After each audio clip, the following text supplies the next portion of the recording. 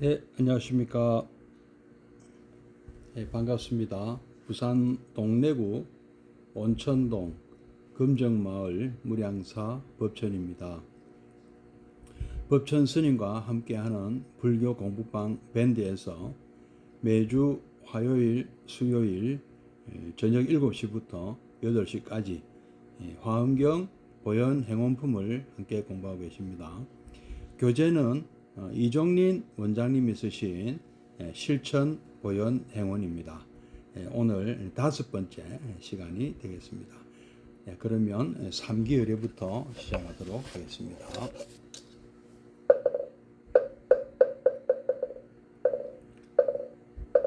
거룩한 부처님께 합니다.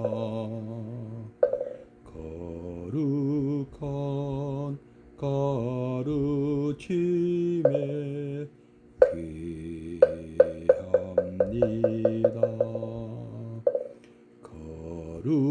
거룩한 승가에게 귀합니다.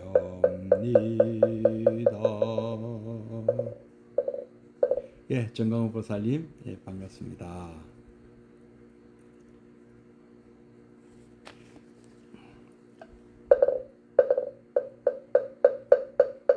정구업진원 수리수리마 수리수수리사마하 수리수리마하 수리수수리사마하 수리수리마하 수리수수리사마하 오방내외 안에 최신지는 나무사만다 못다는 옴도르도로지미사마하 나무사만다 못다나 옴도르도로지미사마하 나무사만다 못다나 옴도르도로지미사마하 개경계 무상심심미묘법 백천만금난조 아금문견득수지 원해열애 진실이계 법장진 아라남 아라다 옴 아라남 아라다 옴 아라남 아라다. 예, 수정한 보살님, 예, 반갑습니다. 자, 그러면 잠시 입증해 드리겠습니다.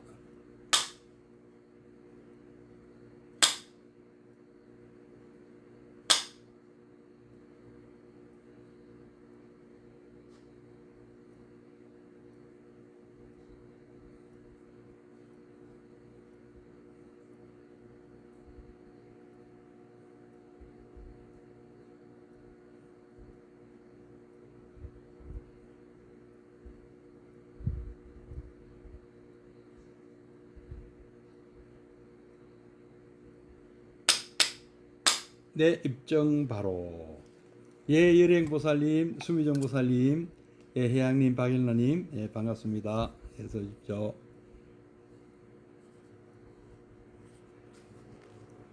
예, 그러면 예, 여시물보살님도 예, 반갑습니다. 어서 오십시오. 자, 이제 오늘 지난 9월 6일부터 시작해서 오늘 5번째 시간입니다. 이제 머리말은 끝났고요. 이제 본격적인 내용에 들어가고 있습니다. 지난 시간에 그 행원 수행의 특징, 예, 김학용 교사님 반갑습니다. 행원 수행의 특징 10가지를 화엄경은 뭐 이렇게 10가지씩 이렇게 묶는 것을 참 좋아하죠. 뭐 인도 사람들이 이 십진법, 십진법이라는 숫자를 좋아하지 않습니까? 뭐 연관이 있는지는 잘 모르겠습니다만은 10은 완성된 숫자다. 뭐 이렇게 얘기를 많이 하더라고요. 그래서 십진법이 우리 손가락이 또 사람 손가락이 10손가락 아닙니까? 그래서 10손가락에서 뭐 비롯되었다는 얘기도 있고요. 또 0이라는 그 개념이 또 인도 사람들이 찾아내어서 또 이 아라비아 숫자, 이제 아라비아 숫자가 원래는 인도 숫자죠. 인도에서 개발된 것인데 아라비아 사람들이 유럽으로 전했기 때문에 아라비아 숫자로 알려져 있습니다만은 원래 이 십진법, 우리가 쓰고 있는 아라비아 숫자, 인도에서 비롯된 것이고, 이 화엄경은 뭐든지 10가지로 이렇게 분류를 많이 합니다. 우리도 보현 행운도 10가지 행운이고요. 열의 10대 바론문, 뭐 이렇게 십지품, 뭐 이런 식으로 10가지를 많이 참 좋아하는 경향이 좀 있습니다. 자, 이제 행운 수행의 특징을 이제 하나하나 말씀드릴 시간인데요. 먼저 10가지 그 제목부터 다시 한번 말씀드리도록 하겠습니다. 이 보현 행운, 이 행운 수행은 불교의 일반 수행법과는 다른 여러 특징이 있는데요. 이 중에서 다음에 10가지가 행운 수행이 가지는 특징이 되겠습니다. 첫 번째는 모든 공덕을 솟아 나오게 한다. 둘째, 공덕이 즉각 나타나는 수행이다. 부처님의 공덕의 바다로 직접 들어가게 한다. 셋째, 우주의 질서, 흐름과 맞으며 지혜와 자비가 동시에 성숙되는 수행이다. 넷째, 언제 어느 때나 할 수 있는 수행이다. 현실 생활이 곧 수행으로 직결된다. 다섯째, 나와 남이 동시에 밝아지는 수행이다. 중생이 성숙되고 법계가 밝아진다. 여섯째, 현실에서 증명되는 수행이다. 일곱 번째, 행운은 행으로 하는 연불이다. 마음이 늘 부처님을 향한 수행이다. 여덟 번째, 행운은 모든 종교, 모든 수행을 하나로 돌리는 수행이다. 아홉 번째, 보현 행운은 모든 수행의 종착점이자 재출발점이다. 열 번째, 행운은 부처가 부처되는 수행이다. 행운의 출발점은 부처, 작은 부처가 큰 부처가 되는 수행이다. 이렇게 10가지를 드셨습니다. 그러면 하나하나 또 한번 읽어보겠습니다. 1. 첫째, 모든 공덕을 솟아 나오게 한다. 행운 수행의 가장 큰 특징은 나의 모든 공덕이 밖으로 솟아 나오게 한다는 사실입니다.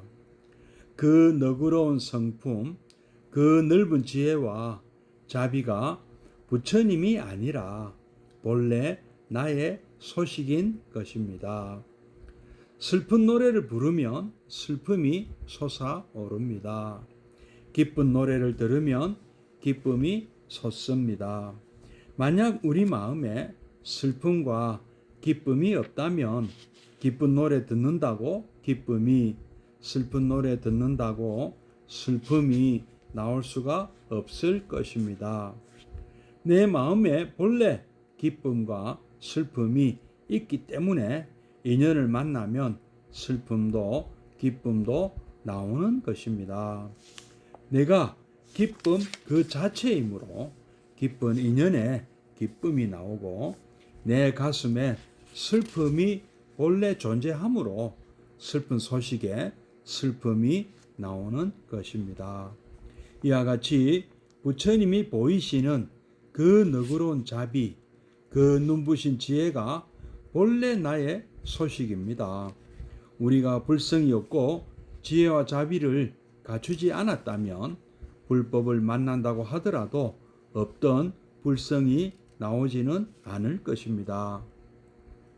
본래 갖추고 있으니까 법문을 듣고 인연을 만나면 나오는 것입니다. 깨달음도 마찬가지입니다. 내게 깨달음이 본래 있기에 부처님 성불 소식에 우리 역시 깨닫는 것입니다. 단지 우리가 그동안 몰라서 꺼내 쓰지 못하고 있었던 것 뿐이지요. 행운은 이처럼 잊고 있었던 잠자는 나의 모든 공덕을 현실 속으로 꺼내어 줍니다. 공경을 하면 공경이, 찬탄을 하면 찬탄이 무량겁 이래로 무명 속에 닫혔던 내 가슴으로부터 뿜어져 나옵니다. 감사와 희망, 기쁨, 용기가 샘솟듯 뿜어져 나오는 것입니다. 그런 모두 긍정적이고 환희로운 소식이 모두 본래 나의 것입니다. 누가 준 것도 아니고 어디서 가져온 것도 아니고 본래부터 내게 있었던 것입니다. 따라서 부처님께서 갖추신 저 한량없는 공덕이 본래 나의 공덕이라. 내 생명이 부처님 생명이고 내 공덕이 부처님 무량 공덕인 것입니다. 예, 어떻습니까?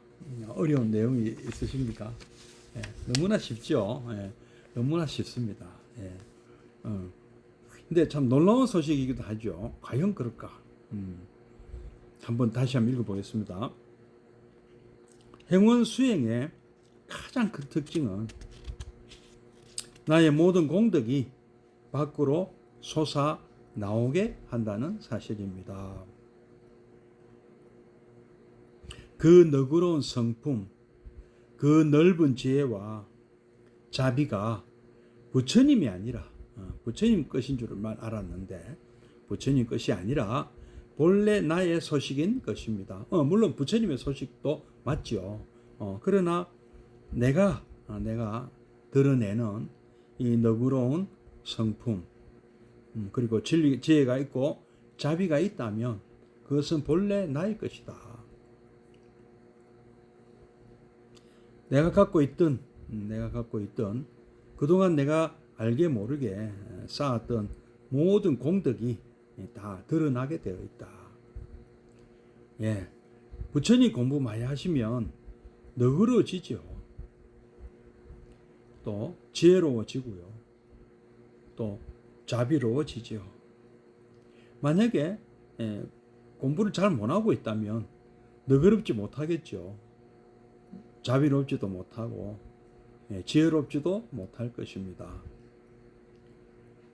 아무리 법납이 많고 절에 오래 다녔어도 너그럽지 못하고 지혜롭지 못하고 자비롭지 못하면 수행 하나도 안 한 거나 다름없습니다. 절에 다니지 않은 거나 똑같다는 말씀입니다. 우리가 불자로서 또는 출가성녀로서 닦은 그 모든 공덕이 드러나는 모습이 자비롭고 지혜롭고 너그러워야 되는 것이죠. 그렇게 말씀드릴 수도 있습니다. 부처님의 모습, 부처님의 그 너그러운 모습, 부처님께서 보여주시는 그 자비, 대자대비, 그리고 대지혜, 반야지혜, 다 부처님의 공덕이 있죠. 우리 또한 부처님 가르친 대로 닦은 공덕이 그렇게 드러나는 것입니다. 하루를 닦았으면 하루 분량의 공덕이 드러나. 10년을 닦았으면 10년짜리 자비와 지혜와 너그러움이 드러나게 되어 있다는 것이죠. 자, 또 부연 설명 또 하십니다. 한번 들어보겠습니다. 슬픈 노래를 부르면 슬픔이 솟아오릅니다. 그렇죠. 왠지 울적하니까 슬픈 노래가 부르고 싶고, 또 슬픈 노래가 또 더 슬퍼지게 만들고, 심지어는 불행까지 오는 것 같다는 생각도 들 정도입니다. 여러분, 이 옛날에 배호라는 아주 옛날 돌아가신 가수 유명하지 않습니까? 자꾸 슬픈 노래만 부르셔서 그런가 참 그 젊은 나이에 돌아가셨죠. 또 차중락이라는 가수도 있죠. 낙엽 따라 가버린 사람. 이 김종우라는 가수도 있고요. 좀 슬픈 노래를 부르는 가수들이 그 때문인지는 뭐 정확한지는 모르겠습니다만 좀 이렇게 그런 경향이 있더라. 밝은 노래를 부르는 분은 또 오래 사시는 것 같고. 그래서 우리도 가급적이면은 뭐 여러분 노래 연습장 가시면 좀 밝은 노래를 부르세요. 아주 그 뭐랍니까? 긍정적인 노래. 예. 기쁜 노래를 들으면 기쁨이 솟습니다. 예. 마냥 우리 마음에. 근데 뭐 그거는 하나의 이제 뭐 현상이고요. 예. 실제로 그런 것이 과연 그런가 하는 뭐 이치가 이런 게 있긴 있는 것 같아요. 근데 만약에 우리 마음 깊숙한 곳에 슬픔과 기쁨이 없다면 기쁜 노래 듣는다고 기쁘고 슬픈 노래 듣는다고 슬플 수가 있느냐? 우리 마음에 기쁜 마음이 있으니까 기쁜 노래를 들으면 더 기쁘고 슬픈 노래를 들으면 그 공감이 막 가서 같이 마음이 아프고요. 같이 슬퍼지는 것 같아요. 내 마음에 본래 기쁨과 슬픔이 있기 때문에 인연을 만나면 그것이 씨앗이 되어서 그 인연을 만나면 조건이 충족이 되면 슬픔도 기쁨도 나오는 것입니다. 나 자신이 기쁨 그 자체이므로 기쁜 인연에 기쁨이 나오고 내 가슴에 슬픔이 본래 존재함으로 있었기에 슬픈 소식에 슬픔이 나오는 것입니다. 이와 같이 이 부처님이 보이시는 그 너그러운 자비, 그 눈부신 지혜가 본래 나의 소식입니다. 부처님도 참 부처님께서 한없는 그런 자비심과 지혜와 너그러움이 있으시니까 드러난 모습도 자비와 지혜와 너그러우신 모습으로 우리에게 나타나신 것이죠. 부처님 하면 이미지가 바로 그거 아닙니까? 자비와 지혜와 그 인자하신, 자상하신, 말씀하시면 참 자상하시게 이거는 이래서 이렇고 저거는 저래서 그렇다. 꾸중을 하더라도 그 사람이 미워서가 아니고 그 사람의 무명이 안타까워서 제자라면 아주 존엄하게 꾸짖으시기도 하죠. 특히 이거 잘못 알고 있는 경우는 따끔하게 나무라시잖아요. 잘못하고 있는 것이 안타까워서 내가 언제 그렇게 가르쳤느냐 하고 또 설명을 또 하세요. 또 알아들 또 설명하시고 또 설명하시고 그리고 최후의 인멸 순간 직전에도 아직도 그 해결이 안 된 그 어떤 궁금증이 있으면 지금 질문해라. 참 그때 참 얼마나 고요한 그 침묵에 다 빠졌죠. 또 말씀하세요. 지금까지 몰랐다. 맞아. 이런 내가 안 할 테니까 본인이 직접 얘기하기가 좀 미안하면 옆에 있는 도반이나 사제에게 부탁을 해서라도 지금 얘기해. 만약에 궁금증이 남아있다면 질문해라. 얼마나 자상하십니까? 임종순간이에요. 임종순간.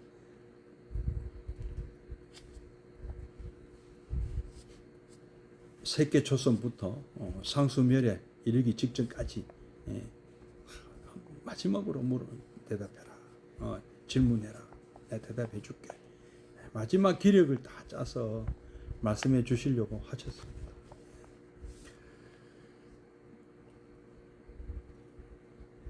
우리가 불성이 없고 지혜와 자비를 갖추지 않았다면 불법을 만난다고 하더라도 없던 불성이 나오지는 않을 것입니다. 우리에게 원래 기쁨이 있고 슬픔이 있었기 때문에 기쁜 노래를 들으면 기쁘고 슬픈 노래를 들으면 더 슬퍼지듯 부처님 가르침을 만나니까 마침 우리에게 있던 그 불성이 드러난다.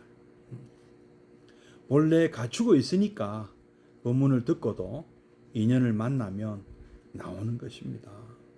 법문을 듣고 인연을 또 만나면 그 불성이 드러난다는 것이죠.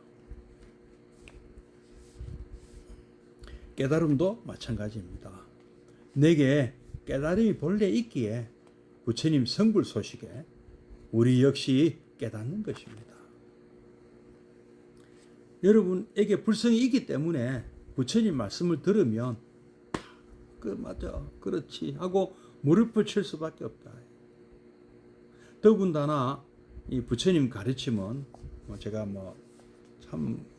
전 참 이 대기설법, 응변여약 참 좋아합니다. 차제설법. 저같이 이렇게 참 어리석고 둔한 사람한테는 너무도 고마운 말씀 아닙니까? 차제설법. 수준에 맞게 가르쳐 주신다는 것이죠. 그리고 알아가면 알아갈수록 또 거기에 맞춰서 가르침을 주시고요. 그리고 처음에 참 수준이 낮을 때는 그 맞춰서 유치원생이면 유치원생에 맞춰서 초등학교 1학년이면은 초등학교 1학년 수준에 맞춰서 법문을 주시고 중학교, 고등학교, 대학원, 석사과정, 박사과정 그 수준에 맞추어서 법문을 주신다. 어쩌면 그렇게 딱 필요한 것을 가르쳐 주시는지. 정말 내가 부처님 가르침을 정말 갈구하면 딱 가르쳐 준다. 당대에는 부처님이 살아계실 때는 딱 그 정법자의 그 수준에 맞춰서 그 자리에서 제가자 같으면 수다원 가를 얻고요. 출가자들 같으면은 바로 아라한이 될 수도 있었다. 그 자리에서 설법을 듣는 즉시 얼마나 참 그 딱 맞는 필요한 말씀을 하셨으면 그게 가능할까요? 우리가 좀 찾거나 아니면 선지식에게 물어서 우리에 맞는 그런 불법을 찾아야 됩니다. 근데 딱 듣는 순간 우리에게 불성이 있기 때문에 이것이 바로 나를 위한 말씀이다 하는 것을 알 수가 있는 것이죠. 너무너무 고마운 말씀이고 너무 내게 필요한 말씀이고 체루비업을 하게 된다. 눈물을 흘리지 않을 수가 없다. 개대환희할 수밖에 없다. 모두가 용약 전부 다 기뻐서 날뛴다. 이런 표현들이 나오지 않습니까? 눈물을 막 흘리고요. 환호작약, 개대환희, 체루비읍, 이런 표현들이 막 나오잖아요. 부처님 설법이 마치면 모두가 좋아해, 모두가 기뻐했다. 왜? 너무 필요한, 마치 이 가문 끝에 단비처럼 너무 필요한 말씀이니까 딱 지금 나의 궁금증, 내가 갖고 있는 애로사항, 내가 갖고 있는 불만사항, 내가 갖고 있던 모든 이런 문제점들을 일거에 해결해 주는 그런 말씀을 주시니까 얼마나 고마운가.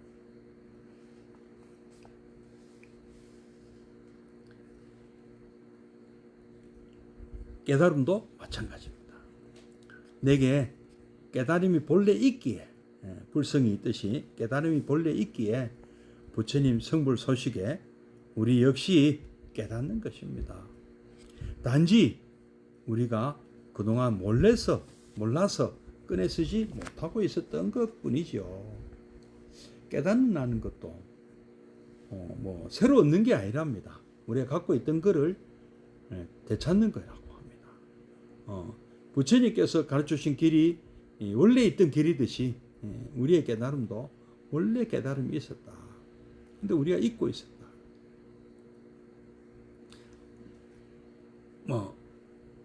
잠재를 걸로 얘기하는 건지는 잠재 있죠. 인간은 누구나 말귀를 알아듣고 자세한 설명을 듣고 실제로 체험을 해보면 체득을 하면 나와 같이 부처의 삶을 살 수 있다고 하셨습니다. 누구나 깨달음을 얻을 수 있다고 하셨어요. 누구나 부처님이 될 수 있다고 하셨습니다. 물론 쉽지 않은 길입니다. 부처님처럼. 근데 부처님처럼 똑같이 고생할 필요는 없습니다.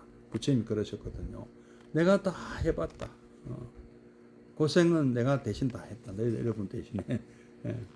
여러분은 부처님께서 얼마나 많은 그 뭐라 말까 시행착오를 겪으시고 그 자리에 가셨습니까?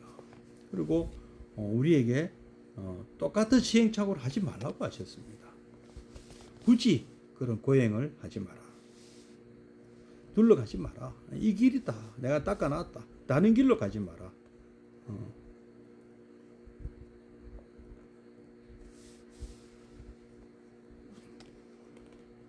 행운은 이처럼 잊고 있었던 잠자는 나의 모든 공덕을 현실 속으로 꺼내어 줍니다. 드러내게 해준다. 공경을 하면 공경이, 찬탄을 하면 찬탄이, 고마워하면 고마울 일이 온다 그러지 않습니까?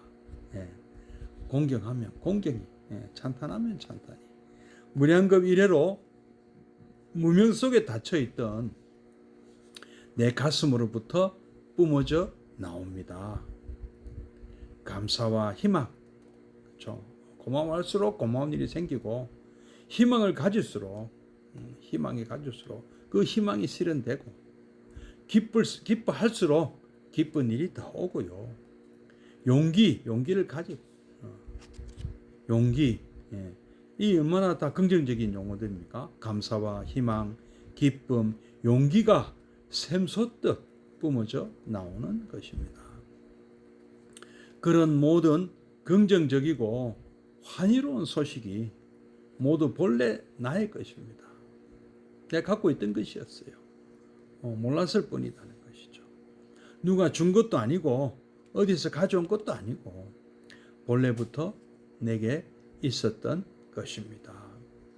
여러분 그 행복을 찾아 떠난 그 이야기 있죠. 파랑새를 찾아서 행복이라는 파랑새를 찾아서 다니다가 어디서 찾았습니까? 집에 돌아와서 찾았다. 이 말씀 무슨 뜻일까요? 밖에서 행복은 밖에서 찾는 것이 아니죠.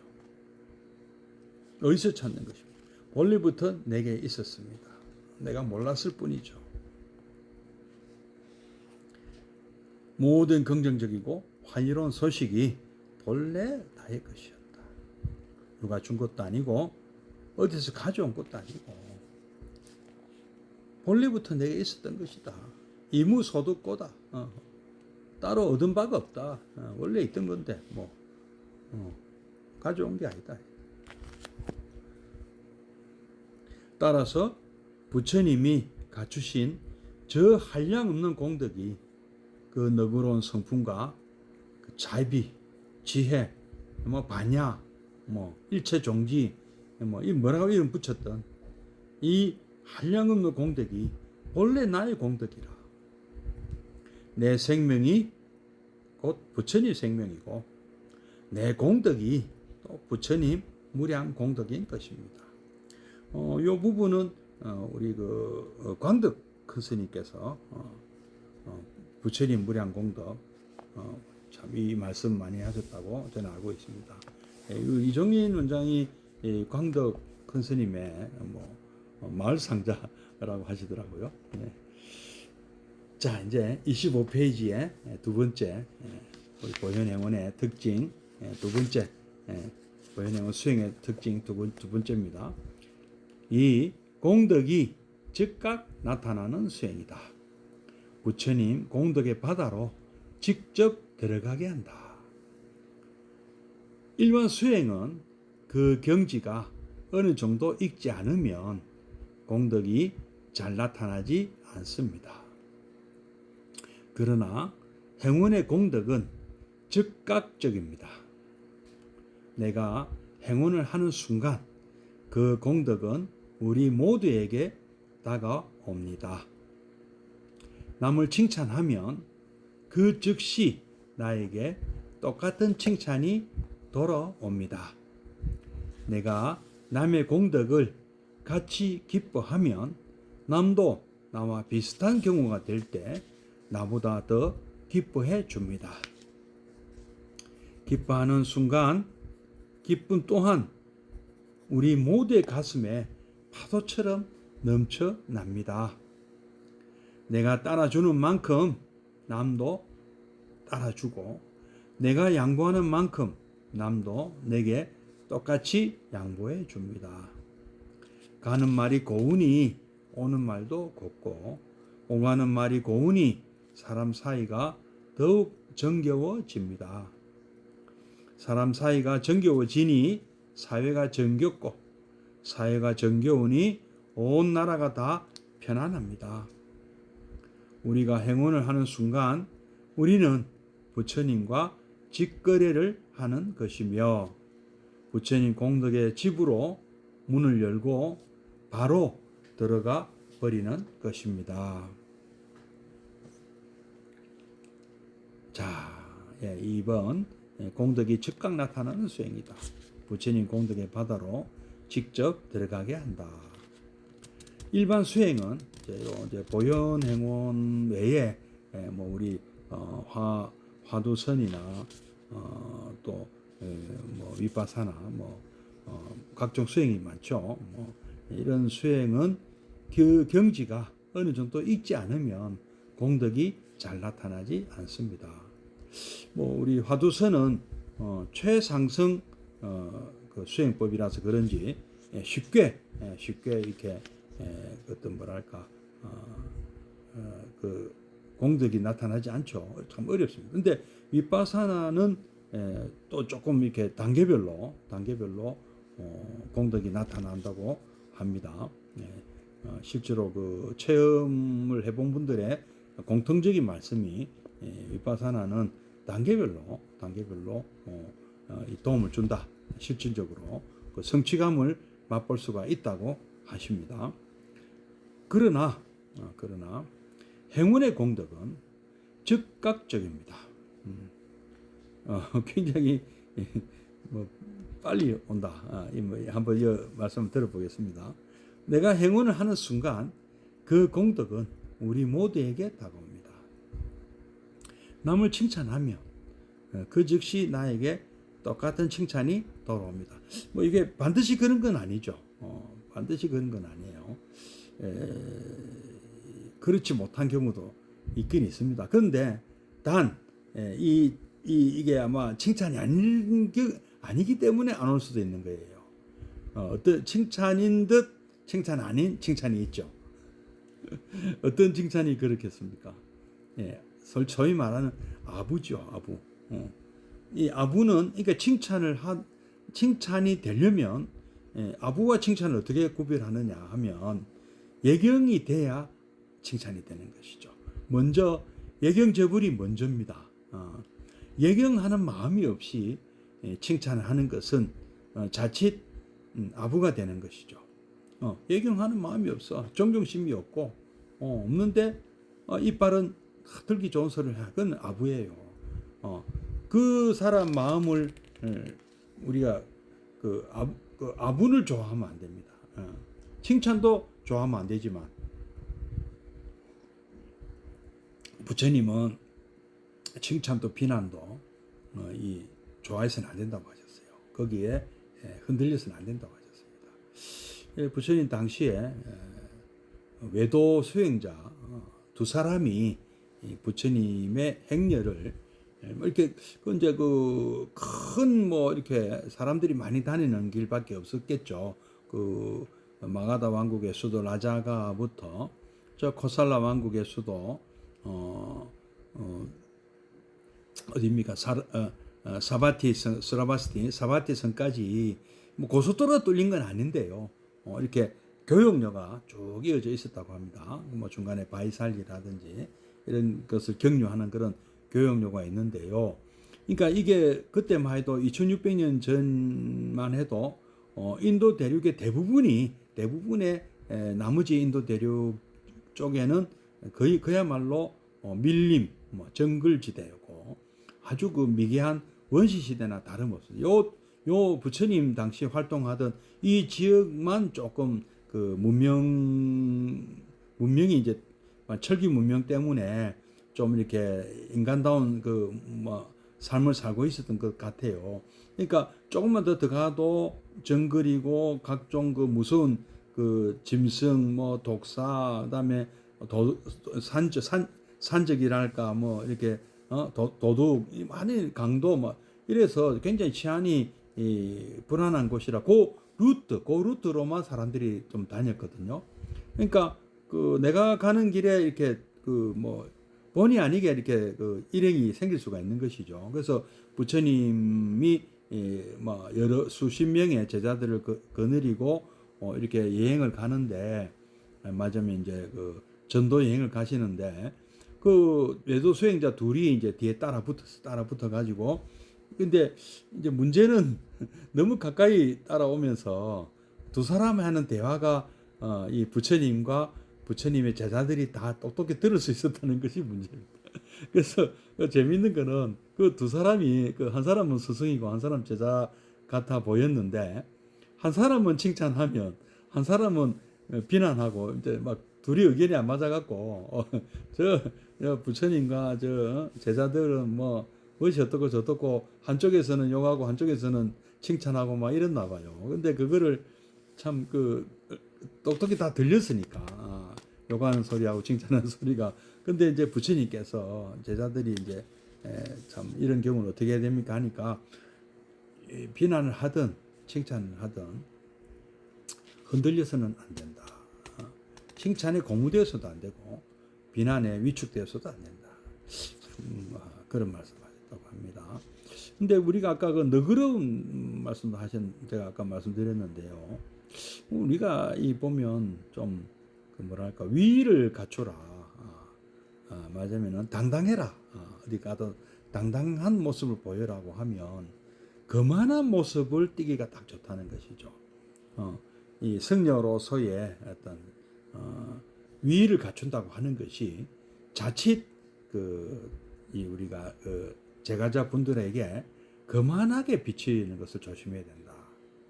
뭐 그렇다고 해서 또 겸손하라고 하니까 또 이번에는 또 반대로 비굴하게 보일 수도 있습니다. 너무 지나친 겸손이. 그러니까 이게 사실 참 쉽지 않은 것이죠. 당당하면서도 겸손한 것이 쉽지 않은 것이죠. 그래서 자칫하면 거만하고 비굴하게 될 수가 있거든요. 그래서 참 이 처신이 굉장히 쉽지는 않습니다. 근데 뭔가 남에게 잘 보려고 하고, 또 남의 칭찬이나 남의 비난에 이런데 자꾸 그 신경을 쓰면 그렇게 되는 거예요. 그럴 필요가 없는 겁니다. 자기 자신이, 아까 부처님 우리 늘 말씀하시잖아요. 우리 그 팔정도에 입각한 삶을 살고 있다면, 그런데 구애받을 필요가 없는 것이죠. 우리 보현행운을 실천하는 사람은 그리 안 되는 거. 왜냐하면은 자 보십시오. 예경재울의 마음을 갖고 있다는 것이죠. 만나는 모든 분에게 예의 바르고 존경하고 존중하는 마음을 갖고 있다. 갑질을 할 수가 없는 것이죠. 그러면서 칭찬을 한단 말이에요. 그러면 그게 아부가 되겠습니까? 아부가 될 수가 없는 것이죠. 근데 예경하는 마음이 없이 칭찬한다? 그거는 칭찬이 아닌 것이죠. 아부인 것이죠. 그래서 진심으로 예경을 하면 상대도 예경을 내한테 한다. 그리고 그런 마음으로 칭찬을 하면 상대가 진심을 읽으면 진심으로 나에게도 칭찬을 할 것이다. 이 말씀이죠. 그리고 수의공덕도 마찬가지예요. 내가 정말로 예경제불하는 마음과 칭찬열의 마음과 광수공양의 마음과 잠재업장의 마음, 요거를 실천하는 사람이 수의공덕을 하거든요. 그럼 이제 5번째 아닙니까? 수의공덕을 하는 그 마음이 참으로 진심이고, 정말 그 존경심이 보이고 놀리는 것이 아니라고 생각할 때, 이 나를 놀리는 거 아니야? 그러니까 우리가 그 예경하는 마음이 안 읽어지면 그 칭찬도 비아냥거리는 걸로 들릴 수도 있거든요. 아부가 아니고. 수의공덕도 마찬가지 아닙니까? 참 좋으시겠습니다. 정말로 그 참 좋은 일이 생겨서 같이 기뻐해 주는 건데, 그것이 진짜 어떤 그 예경의 마음이나 칭찬의 마음이 없이 그냥 맞죠? 그 그런 마음이 없으면 비아냥거리는 게 되는 것이죠. 그렇게 들린다는 것은 내가 잘못한 것이죠. 내가 수의공덕이 아닌 것이죠. 그거는 진정 진정 기뻐하는 것이, 진정 기뻐해야 되는 것이죠. 예, 저도 저도 이렇게 반성해. 제가 하는 수의 공덕이 뭐 비아냥거리는 거로 들렸다. 그거는 제게 문제가 있는 것이죠. 제가 다시 한번 점검을 해야 되는 것이죠. 정말 저는 같이 기뻐하는 건데. 그래서 이게 보면 참 그래서 이게 단계가 참 필요한 거예요. 예경 제불을 먼저 이게 토대가 되어야 칭찬열애도 제대로 할 수 있는 것이고, 광수공양도 그런 다음에 공양을 올리는 거예요. 근데 그래서 예경제불도 아니고 칭찬열애도 아닌데 무엇을 베푼다? 이거는 좀 자칫 잘못하면은 뭐랍니까?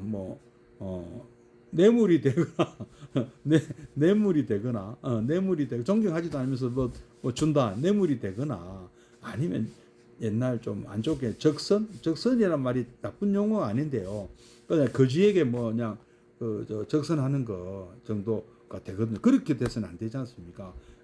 내가 애써 베푸는 이 마음이 조금이라도 어떤 갑의 입장이 되어서 을에게 주는 시해 이런 게 돼서는 안 되지 않습니까? 자, 계속 읽어보겠습니다. 남을 칭찬하면 그 즉시 나에게 똑같은 칭찬이 돌아옵니다. 이제 이게 그냥 하는 칭찬이 아니라는 건 이제 아시겠죠? 내가 남의 공덕을 같이 기뻐하면, 이것도 그냥 하는 수의 공덕이 아니라는 건 이제 아시겠죠? 남도 나와 비슷한 경우가 될 때 나보다 더 기뻐해 줍니다. 기뻐하는 순간 기쁨 또한 우리 모두의 가슴에 파도처럼 넘쳐납니다. 이번에 여러분들 며칠 됐습니다만은 손흥민 선수 교체돼서 들어와서 3골 막 13분 동안에 3골을 넣었습니다. 예. 영국 프리미어 리그에서 뛰고 있는 손흥민 선수가 레스터라는 이 팀에 바디라는 선수가 속해 있는 것이죠. 제임스 바디라는 선수, 우승도 한 팀이었잖아요. 그런데 올해는 성적이 좀 안 좋아, 지금 꼴찌라고 하는데요. 어쨌든 아무리 약팀이라 하더라도 10몇 분 만에 3골을 넣는다. 이거는 정말 참 이런 사례가 프리미어 리그에도 몇 번 없었다고 합니다. 2015년 이후 처음이라고, 7년 만이고, 토트넘이라는 손흥민이 속한 팀에서는 최초라고 그러네요. 근데 손흥민 선수가 골을 넣을 때 보면 모든 선수가 다 와서 축하해주고, 벤치에 있던 선수도 다 축하해주고 난리가 나.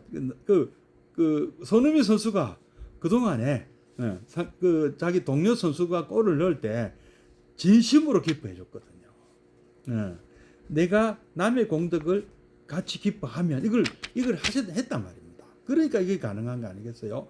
그래서 남도 나와 비슷한 경우가 됐을 때 대단하게, 그러니까 3골 다 넣었을 때 기뻐한 게 아니고 첫 골부터 다 기뻐해 줬잖아요. 그래서 바로 아주 모범 사례네요. 손흥민 선수가 불자가 아니라고 합니다. 자기는 종교가 없다고 하고, 근데 이렇게 기도하는 모습을 취하는 것은 그냥말로 종교 이전에 어떤 기도하는 마음 같아요. 근데 마치 보현 행운을 실천하고 있는 사람 같아요. 제가 볼 때는요. 정말 모든 선수, 관중, 팬, 그리고 모두에게 정말 예경하는 그런 모습을 보이고 있지 않습니까? 그래 못 느끼셨어요? 손흥민 선수가 무시하는 거 보셨어요? 상대를 정말 존중하고 누구라도 존중하는 모습을 항상 보였다. 동료 선수들도 다 손흥민 좋아하고 상대편 감독까지도 좋아하고 일부 몰지각한 인종차별자 이런 사람들 말고는요, 손흥민 선수를 싫어하는 사람이 없지 않습니까? 왜? 예경제불을 하는 사람입니다. 그리고 참 또 칭찬 열애도 아주 잘하는 것 같아요. 사람을 이렇게 격려를 잘한다. 우리 지금 이제 한국 대표팀에 어저께 입국해서 합류를 했는데요. 그 어린 그 후배들한테도 참 그 칭찬을 많이 해주고, 격려해주고, 가르쳐주고, 참 훌륭한 선배의 모습을 보이고 있지 않습니까? 그런 손흥민 선수가 뭐 갑질한다는 말 들어보셨습니까? 바로 이런 모습이 손흥민 선수가 바로 보현 행자다. 참, 보현 행자다. 참 모범 사례다. 이런 생각이 듭니다. 뭐 다른 모습 다 떠나서 이 모습만 봐도 손흥민 선수가 정말 애경제불과 칭찬 열애를 확실히 하고 있구나. 광수공양도 하고 있고, 뭐 우리 부처님한테 꼭 공양 올려야 공양 올린 거 아니잖아요. 나눌 줄 알고 베풀 줄 알더라. 그 잘못한 거 참여업장도 안 하겠어요. 잘못된 거 미안하다 표시할 줄도 알고. 그래서 손흥민 선수의 기쁨이 바로 우리 전 국민의 기쁨 아니었습니까? 심지어는 그 중국이나 일본의 사람 축구 팬들까지도 기뻐했습니다. 아시아의 기쁨이다. 아시아의 자랑이다. 우리는 이런 삶을 살아야 됩니다. 기뻐하는 순간 그 기쁨 또한 우리 모두의 가슴에 파도처럼 넘쳐납니다. 내가 따라주는 만큼 남도 따라주고, 내가 양보하는 만큼 남도 내게 똑같이 양보해 줍니다. 가는 말이 고우니 오는 말도 곱고, 오가는 말이 고우니 사람 사이가 더욱 정겨워집니다. 사람 사이가 정겨워지니 사회가 정겹고, 사회가 정겨우니 온 나라가 다 편안합니다. 우리나라가 편안해지면 전 세계가 편안해진다. 남북이 화합하면 참 어렵습니다. 근데 너무 어려워요. 전쟁을 치렀기 때문에 그런지 그 어떤 그 마음속에 있는 그 적대감, 엉어리가 참 쉽게 사라지지 않고 있는데요. 예경제불과 칭찬열애 답이죠. 보현행운이 답이죠. 우리가 행운을 하는 순간 우리는 부처님과 직거래를 하는 것이며, 참 놀라운 얘기네요. 행운이 부처님과 직거래다. 그렇죠. 우리가 부처님 행을 하는 거잖아요. 부처님 공덕의 집으로 문을 열고 바로 들어가 버리는 것입니다. 세 번째, 우주의 질서, 흐름과 맞으며 지혜와 자비가 동시에 성숙되는 수행. 보현행운의 또 하나의 장점은 행운이 우주의 질서, 흐름과 일치하는 수행이라는 것입니다. 우주의 진리는 모든 삶의 성장과 성숙 쪽으로 흐릅니다. 사람이 길을 가더라도 앞으로 가는 것이 쉬운 것은 우주의 흐름이 전진이기 때문입니다. 산을 올라가더라도 사람은 본능적으로 더 높은 곳으로 올라가는 것은 우주의 흐름이 성장이기 때문입니다.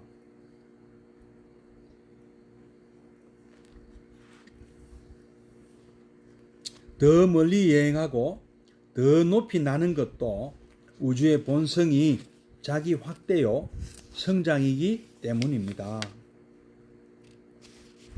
불교에서 강조하는 마음가짐 중에 하심이 있습니다. 마음을 낮게 가지라는 것인데 이게 여간 어려운 일이 아닙니다. 하심은 내가 낮아지는 것인데 우주의 흐름은 본능적으로 우리에게 높아질 것을 강요합니다. 그러니 하심이 어려울 수밖에 없습니다.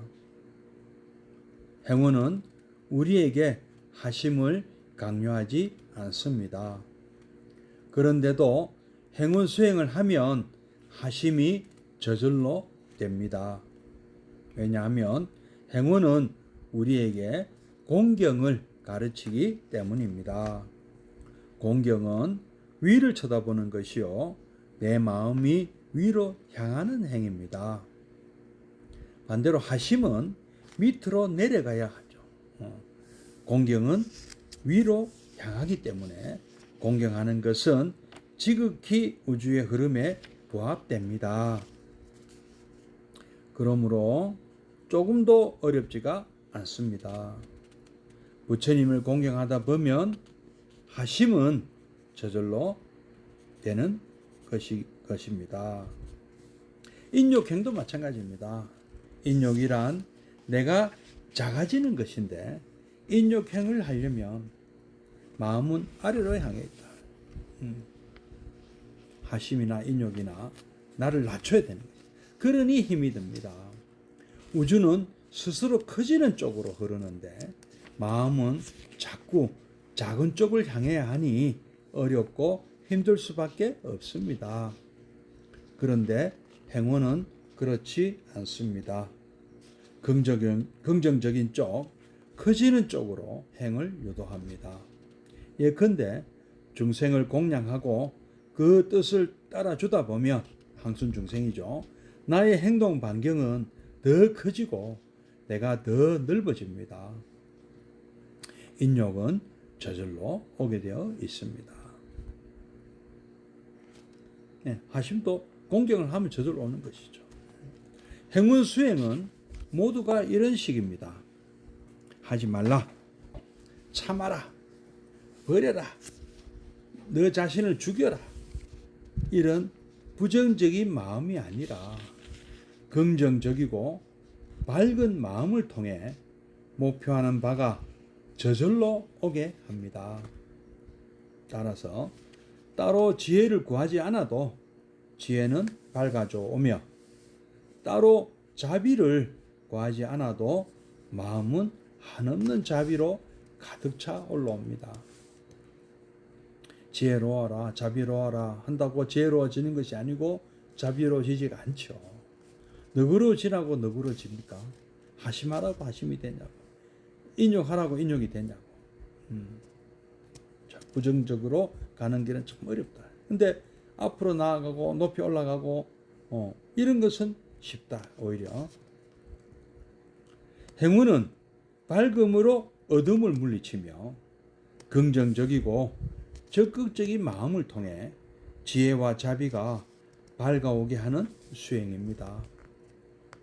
비록 악업의 기운이 수승하여 능히 선업을 능가하나 어둠은 결코 밝음을 이길 수는 없는 법.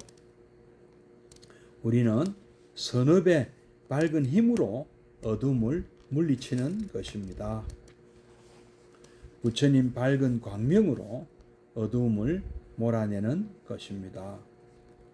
또한 행운은 남의 핑계를 대거나 남에게 책임을 돌리지 않습니다. 불교 자체가 그렇죠. 내 등불 내가 켜는 것입니다.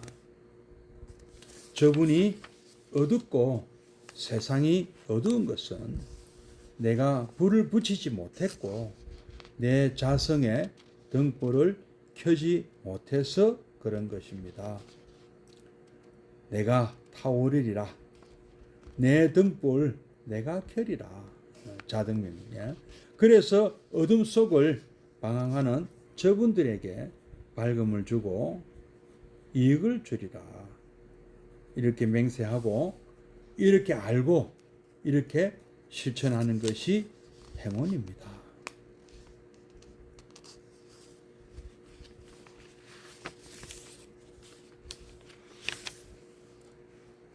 자, 또 한번 이제 읽어보면서 또 풀이를 해보겠습니다. 세 번째, 우주의 질서, 흐름과 맞으며 지혜와 자비가 동시에 성숙되는 수행. 보현행의 또 하나의 장점은 행운이 우주의 질서, 흐름과 일치하는 수행이라는 것입니다. 우주의 진리는 모두 삶의 성장과 성숙 쪽으로 흐릅니다. 이 이치가 참 재미있는 이치죠. 우리가 뭘 버려라, 뭐 비워라 이러는데요. 이게 쉽지 않습니다. 욕심 버려라. 뭘 해라, 뭐 버려라. 그걸 바쳐라. 예, 바쳐라고 하지. 욕심도 바치고요. 번뇌도 바치라. 누구에게? 부처님께 바치라. 그 아까운 걸 왜 버려? 그 아까운 욕심을 왜 버립니까? 잘 가꾸어서 부처님께 한번 바쳐요. 이 번뇌도 번뇌는 아까운 건 아닙니다만은 잘 안 버려지니까 한번 부처님께 바치자. 부처님께서 해결해 주시기로 한번 바쳐보자. 요 이제 아주 중요한 내용이고 아주 요 참 우리가 생각할 부분이 많습니다. 그래서 이 부분은 오늘 내일 또 3편 한번 읽고 한번 우리가 또 생각해 보는 시간을 갖도록 하겠습니다. 오늘은 여기서 마치도록 하겠습니다. 잠시 입증해 되시겠습니다.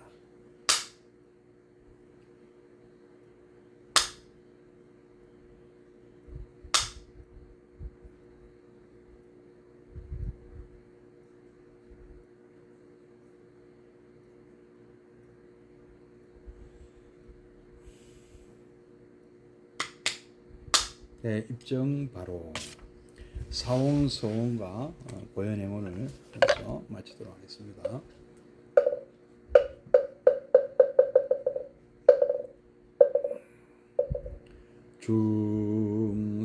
중생을 다 건지오리다 번뇌를 다 끊으오리다 법문을 다 배우오리다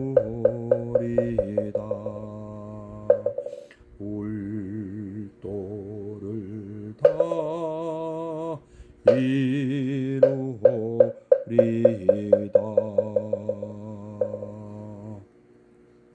이제 두 손 모아 청하옵나니 시방세계 부처님 우주대광명 두 눈 어두니 내 맘 굽어 살피사 위 없는 대법문을 널리 여소서 허공계와 중생계가 닿을지라도 오늘 세운 이 사원은 끝없사오리.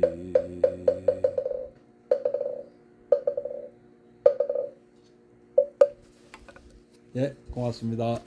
내일 뵙겠습니다. 예, 성불하십시오.